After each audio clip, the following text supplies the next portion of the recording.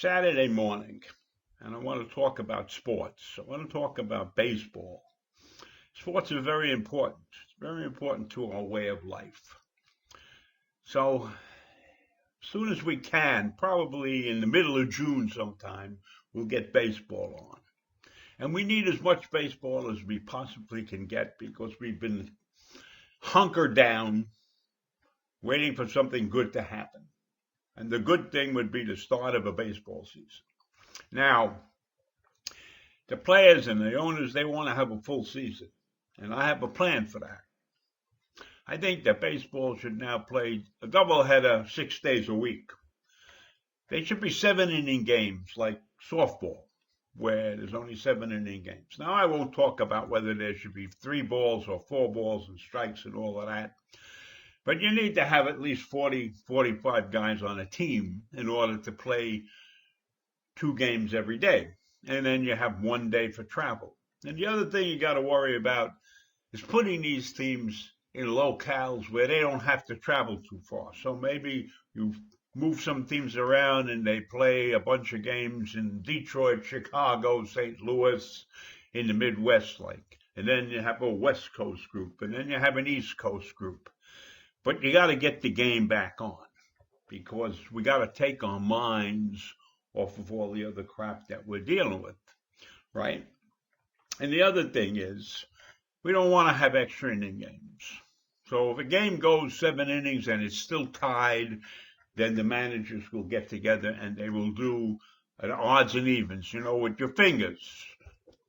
Choosies, that we used to call it, or something. And then the winner of that wins the game and we move on. So you're playing 6 days a week, 12 games a week. You could get the season over in 16 weeks. So if they start in the middle of June, by the end of October, they're done. And we get a World Series and we have a whole bunch of other things.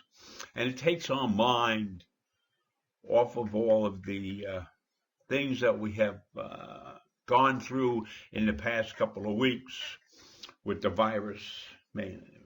Everything is about the virus, right? So that's my plan for baseball and sports. We need our sports. Thank you very much. All right, here's the second thing this morning that we can talk about. I upgraded my opinion of Chuck Schumer the other day from a Nebush to a Macha. And now I want to reverse that decision and send him back to Nebush land, so to speak, And I'll tell you why. My son gave me an article that dealt with something that the Senate Republicans snuck into this 880-page document called the Corona Relief Package. And in this document, they put a clause which benefits the super rich come tax season. This clause deals with something that was taken out of the 2017 tax cut. In the 2017 tax cut package, if you had some real estate, you could declare it at a value that was less than the amount of money you paid for it. You would declare that as depreciation, that the property has gone down in value. And you were allowed to use that depreciation to offset other non-business income.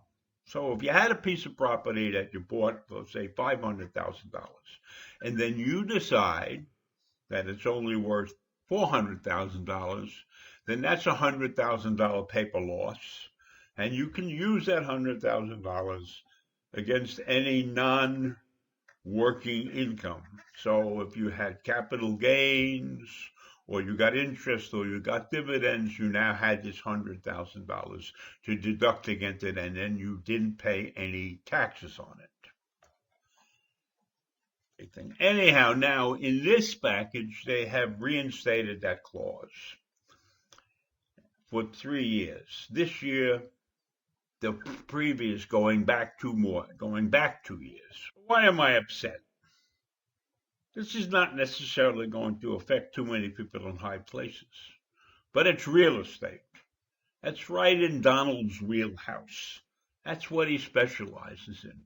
That's what Kushner does. That's what the whole family does. They're in real estate. So it's not any question in my mind that the Republicans slipped this thing in to benefit the president and his family. In my mind, the Democrats were asleep when this clause got slipped in there. And since Schumer is the head guy in the Democrats, that's where the buck stops. But it's clear to me that they didn't do a really particularly good job, but I will give them the benefit of the doubt that they were just asleep at the switch. But that's a terrible place to sleep. The bottom line is that when Trump was asked about this particular clause being put into this bill, he says, I just don't know what the government assistance would be for what I have. I have hotels. Well, he has real estate too. So we'll see if this is a benefit. Bye.